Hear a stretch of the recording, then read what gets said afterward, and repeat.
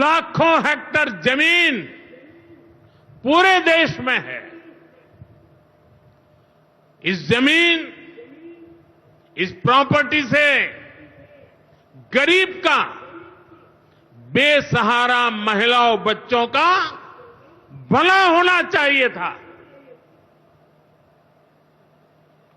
और आज ईमानदारी से उसका उपयोग हुआ होता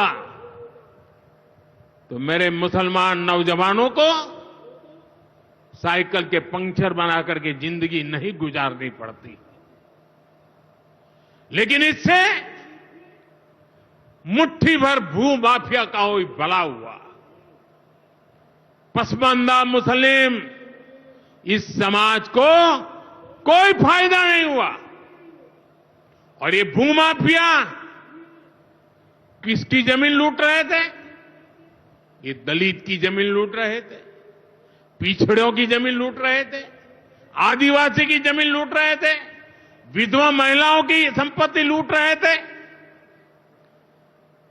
सैकड़ों विधवा मुस्लिम महिलाओं ने भारत सरकार को चिट्ठी लिखी, तब जाके कानून की चर्चा आई है। वक्फ कानून में बदलाव के बाद अब ये गरीबों से जो लूटा जा रहा है वो बंद होने वाला है।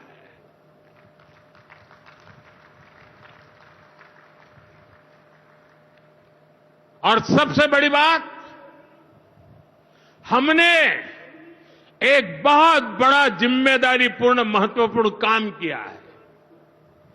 हमने इस वक्फ कानून में एक और प्रावधान किया है। अब नए कानून के तहत, वक्फ के कानून के तहत किसी भी आदिवासी की जमीन को हिंदुस्तान के किसी भी कोने में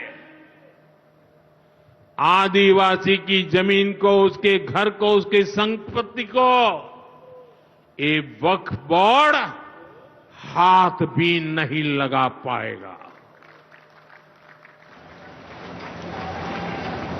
ये आदिवासी के हितों की रक्षा करने का, संविधान की मर्यादाओं का पालन करने का हमने बहुत बड़ा काम किया है। नए प्रावधानों से वक्फ की भी पवित्र भावना का सम्मान होगा। मुस्लिम समाज के गरीब और पसमानदा परिवारों, मुस्लिम महिलाओं, खास करके मुस्लिम विधवाओं को, मुस्लिम बच्चों को उनका हक भी मिलेगा और भविष्य में उनका हक सुरक्षित रहेगा।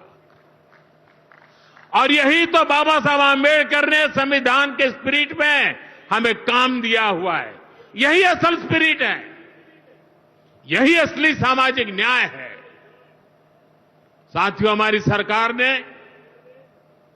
2014 के बाद बाबा साहब आंबेडकर की प्रेरणा को आने वाली पीढ़ियों तक पहुंचाने के लिए अनेक महत्वपूर्ण कदम उठाए।